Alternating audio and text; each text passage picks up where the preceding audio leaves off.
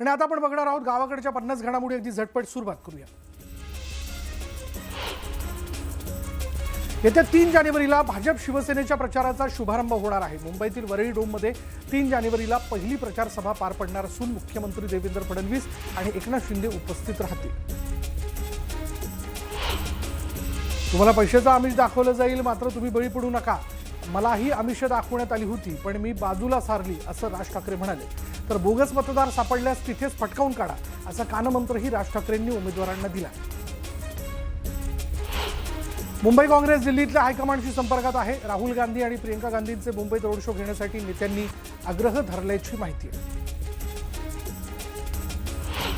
कल्याण डोंबिवलीत भाजपच्या 5 नगरसेवकांची बिनविरोध निवड झाली। प्रभाग क्रमांक 27 अ मधून मंदा पाटील तर प्रभाग क्रमांक 24 ब मधून ज्योती पाटलांची बिनविरोध निवड झाली। तर शिवसेनेच्या 4 उमेदवारांचीही बिनविरोध निवड झाली। धुळे महापालिका निवडणुकीत भाजपची बिनविरोध विजयाची घोडदौड सुरूच आहे।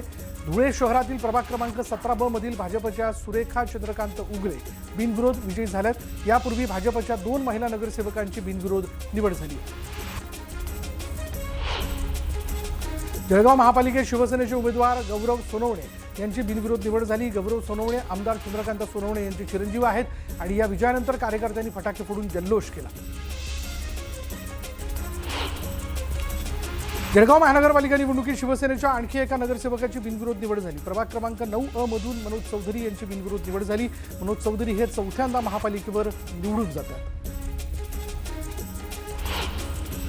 पुण्यातील भाजप उमेदवार पूजा मोरेंनी अर्ज मागे घेतलाय। स्थानिक पदाधिकाऱ्यांच्या दबावामुळे अर्ज मागे घेतल्याचा आरोप त्यांनी केलाय। अर्ज मागे घेताना पूजा मोरेंना अश्रू अनावर झाले। नाशिक भाजपमधील अंतर्गत वाद पुन्हा चव्हाट्यावर आलाय। भाजप शहराध्यक्ष सुनील केदार यांना कार्यकर्त्यांनी घेराव घातला। निष्ठावंत कार्यकर्त्यांना उमेदवारी न मिळाल्यानं कार्यकर्ते आक्रमक झाले। दिनकर पाटील आणि त्यांचा मुलगा अमोल पाटील या दोघा पितापुत्रांसह त्यांच्यासोबत भाजपात आलेल्या आणखी 2 जणांना भाजपने उमेदवारी दिली। दरम्यान दिनकर पाटलांनी प्रचारालाही सुरुवात केली आहे आणि यावेळी त्यांनी भाजपच्या उमेदवारांना निवडून देण्याचं आवाहन केलं। अकोल्यातील प्रभाग क्रमांक 6 मधून शिवसेनेचे उमेदवार सचिन उज्जैनकर यांचा उमेदवारी अर्ज बाद झाला। सचिन उज्जैनकर हे महापालिकेचे कंत्राटदार असल्यानं भाजपचे उमेदवार तुषार धिरड यांच्या तक्रारीवरून त्यांचा अर्ज बाद करण्यात आला। पिंपरी चिंचवड महापालिकेतील 128 जागांपैकी आपण 125 जागा जिंकू असा अजब विश्वास भाजपचे आमदार आणि निवडणूक प्रमुख शंकर जगताप यांनी व्यक्त केला। एबी फॉर्म वेळेत न पोहोचल्यानं भाजपच्या 3 उमेदवारांचे अर्ज बाद झाले होते, मात्र यासाठी प्रशासनाचा गलथान कारभार कारणीभूत असल्याचा आरोप शंकर जगताप यांनी केला। शिवसेना उबाटा पक्षाला मोठा धक्का बसलाय। शिवसेना उबाटा पक्षाच्या उपनेत्या शीतल देवरुखकर यांनी भाजपात पक्षप्रवेश केला। उल्हासनगरमध्ये भाजप प्रदेशाध्यक्ष रवींद्र चव्हाण आणि चित्रा वाघ यांच्या उपस्थितीत देवरुखकर यांनी प्रवेश केला। चंद्रपूर महानगरपालिका निवडणुकीसाठी 562 उमेदवारांचे अर्ज वैध ठरलेत, तर 22 जणांचे अर्ज रद्द झालेत। त्यामुळे आता वैधरित्या नामनिर्देशित झालेल्या उमेदवारांची यादी प्रसिद्ध करण्यात येणार आहे। अहिल्यानगर महापालिकेत 585 उमेदवारी अर्जांपैकी 17 अर्ज अवैध ठरलेत, तर 571 अर्ज वैध ठरलेत। अवैध ठरलेल्या अर्जांमध्ये शिवसेनेचे अर्ज जास्त असल्यानं शिवसेनेला मोठा फटका बसला। संभाजीनगरमध्ये मेरिटवरच सर्व उमेदवार दिले आहेत। सर्व नाराज आणि बंडखोरी करून उमेदवारी दाखल केलेले अर्ज मागे घेतील, असं चंद्रशेखर बावनकुळे म्हणाले। राज्यातील 29 महापालिकांमध्ये भाजप आणि महायुतीचाच महापौर बसेल, असा दावा बावनकुळेंनी केला। राज्यभरातील भाजप बंडखोरांना समजावण्यासाठी आता मुख्यमंत्री देवेंद्र फडणवीस मैदानात उतरले। तिकीट न मिळाल्यानं अनेक ठिकाणी बंडखोरांनी उमेदवारी अर्ज भरला आणि त्यामुळे अशा उमेदवारांसोबत मुख्यमंत्री संवाद साधून त्यांची मनधरणी करणार आहेत। नाशिकमध्ये भाजप शहर सरचिटणीस अमित घुगे नाराज आहेत। तिकीट वाटपात आर्थिक व्यवहार झाल्याचा आरोप करत त्यांनी नाराजी व्यक्त केली। त्यामुळे नाशिक भाजपचा अंतर्गत वाद चव्हाट्यावर आला।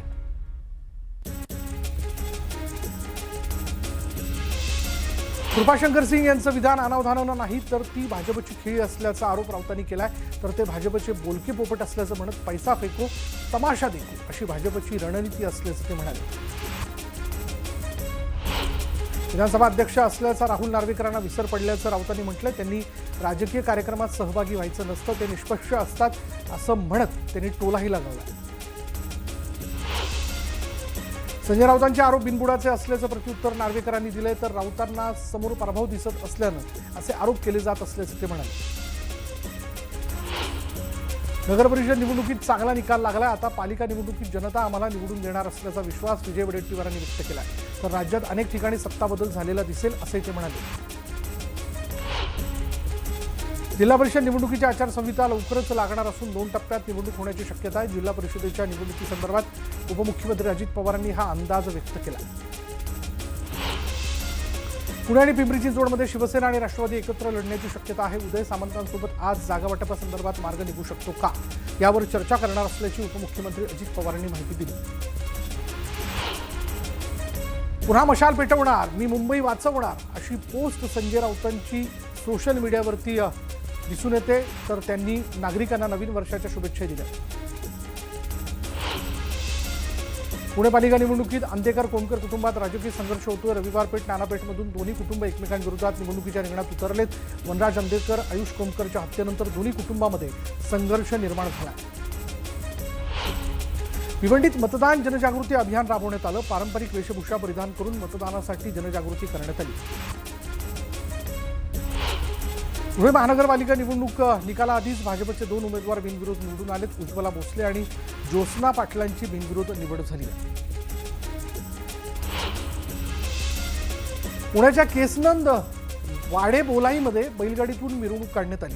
यावेळी जेसीबीतून फुलांची उधळण करत फटाक्यांची आतषबाजी करण्यात आली. पंचायत समिती निवडणुकीसाठी हे शक्ती प्रदर्शन करण्यात आलं. जळगाव महापालिका निवडणुकीतून 135 उमेदवारांचे अर्ज बाद झालेत आणि यामुळे 1038 अर्जांपैकी 903 अर्ज वैध ठरलेत. काल झालेल्या छाननीतून हे अर्ज बाद झालेत.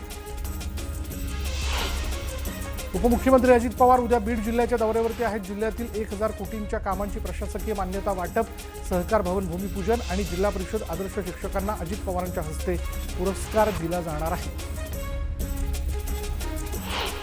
मलकापूर नगर परिषदेचे नवनिर्वाचित नगराध्यक्ष तेजस सोनवणे यांनी पदभार स्वीकारला आणि यावेळी आमदार अतुल भोसले यांच्यासह नवनिर्वाचित नगरसेवक उपस्थित होते.